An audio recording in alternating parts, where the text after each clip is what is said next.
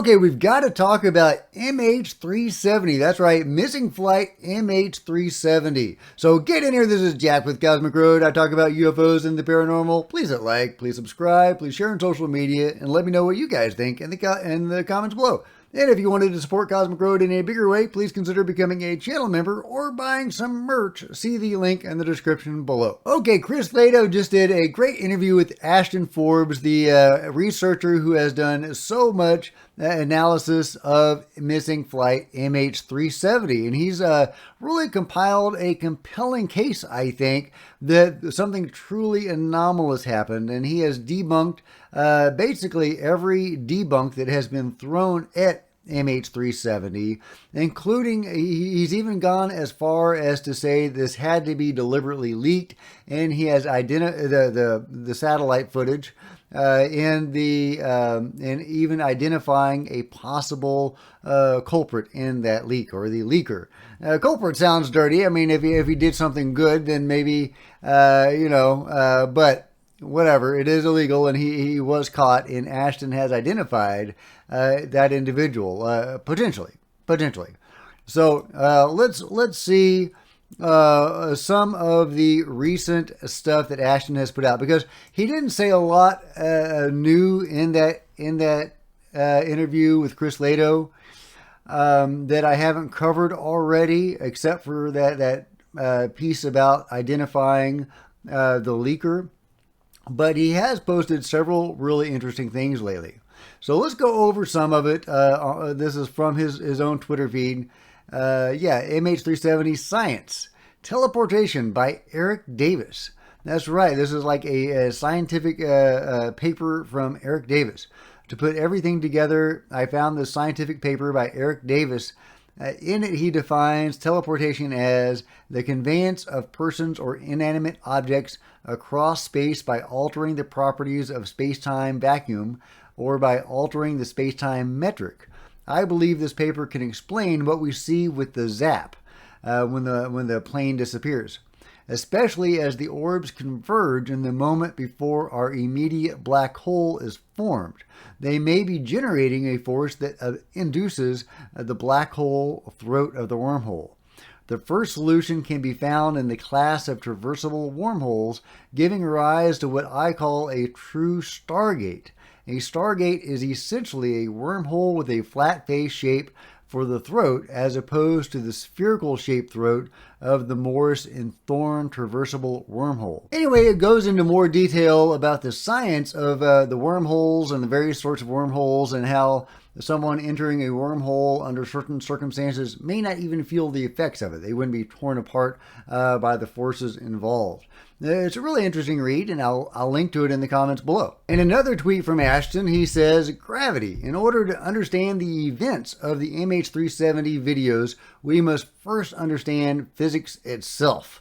Gravity is not pulling things down, as some of us commonly believe. What is actually happening is that mass and space-time are interacting, creating a curvature.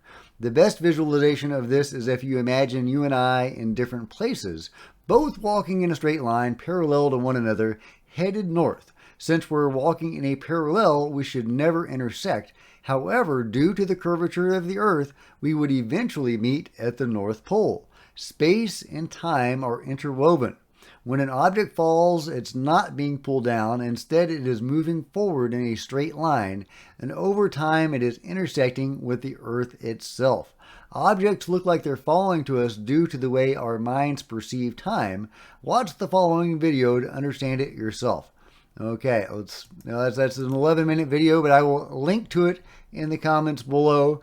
I think we all learned something about space and time. In another tweet from Ashton, he says, "This is my favorite video. This is a snip from MH370 MQ1C Gray Eagle video with the thermal layer manually stripped by editing software. Agent 370, the leaker, wanted us to see these dark, cold lines clearly. We can see they are leading the orbs, not from behind them. The orbs are being pulled forward by this effect. This appears to be some type of artificial gravity engine. This has also been explained as the orbs absorbing energy from the surrounding environment, thus the trails they are producing. The orbs are accurately distorted as they pass through the trail of the plane. This video blows my mind. Okay, all right. I think I may have shared this before, but let's see if we can get anything out of this. Talking about the orbs being distorted.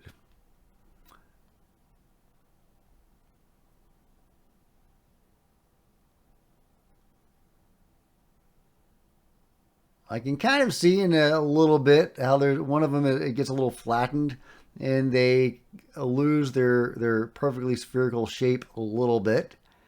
Let's see if I can freeze frame on that. That'd be great. Here you go. You can see these guys are kind of being pulled into more oval shapes instead of perfect spheres. So, is that proof? I don't know.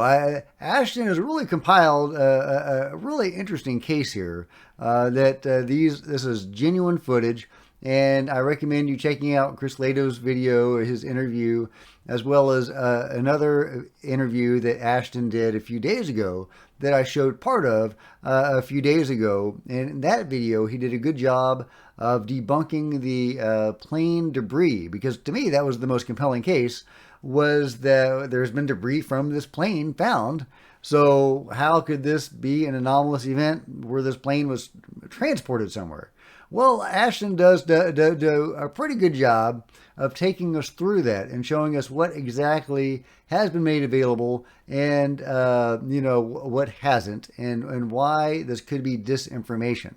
So, interesting. I don't want to say it's conclusive, but it's definitely interesting. Yeah, so it looks like we are looking at presumably USA 229, which is a NOS ocean satellite surveillance pair, and it has a sister satellite next to it, officially classified as debris. Amateur astronomers have seen this satellite pair next to one another. The MH-370 satellite experts have looked into this and found that this satellite was looking directly down at our location at roughly 1840 UTC, which is consistent with the original reports of the last time the plane was being tracked. This has been proven that what we're seeing here is not two duplicated videos, but actually two cameras from slightly different angles, which create a parallax and 3D effect. But who leaked this stuff, right? Well, Ashton thinks he has figured it out. Let's take a listen.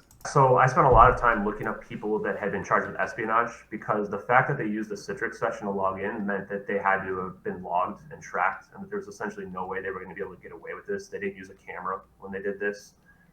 So after a few weeks of search, I couldn't find anyone until I came across Lieutenant Commander Edward C. Lynn. And he was part of a special squadron that had access, top secret clearance, and compartmentalized access, that he worked with signals intelligence, that they tried to get him for life in prison on espionage charges, but he wasn't a spy. And as we can tell from the videos, the person that recorded this was not a spy. They just wanted to do the right thing. I think he might have been one of the operators as well. He actually flew the EP-3E Ares 2 spy plane, which can see and potentially look at what we're looking at on the right side of the screen here with this satellite footage. They tried to run a sting operation on him in 2015, right before they arrested him, to try to convince the world that he was a spy, that he was trying to sell secrets. None of it stuck. He ended up taking a plea deal. He got 9 years in prison, despite the fact that he took a plea deal, with a couple of years shaved off. And he's essentially been a ghost. He presumably was released at sometime in the last couple of years. But I'm imagining that part of his plea agreement would be that he would never be able to talk about these videos, otherwise he would go back to prison. So in my mind, he checks every single one of the boxes for the person that would have leaked these. The two charges that were stuck were two charges of retention of classified information. So there you go. Ashton thinks he has found the leaker, the agent, whatever he was called. So, what do you think, guys? Is MH370 a genuine anomalous event? Or is it a tragic case of a suicidal pilot taking out a bunch of people with him? I've been listening to what Ashton has to say on all of this, and I've got to say he's got some really compelling stuff to say. I'm not persuaded that this was a genuine anomalous event, but if I had to say, if I was on the fence leaning toward one way or the other right now, I think I would be leaning at least a little toward Ashton's point of view that this plane was taken by UFOs somewhere. Where that is remains a mystery, and that is why, we need to find out. That is why I support Ashton and other researchers trying to get to the bottom of this, because if there is a chance that these people could still be alive somewhere, we need to know. And, ideally do something about it. So, but let me know what you guys think in the comments below. And if you've enjoyed this video, give me a big thumbs up. I sure appreciate it. Smash the subscribe button and the bell to be notified of future videos. You don't want to miss a thing. Join me on social media. There's Facebook and Twitter links below. I would love to see you guys there. If you wanted to support Cosmic Road in a bigger way, please consider becoming a channel member. Channel members are rock stars, and I really appreciate you guys' support. Thank you. There's also now a merch store. See the first link in the description below to get your own Cosmic Road t-shirts, etc. And there's plenty of other videos to check out on the channel, and I'll see you guys next time. This is Jack with Cosmic Road, signing out.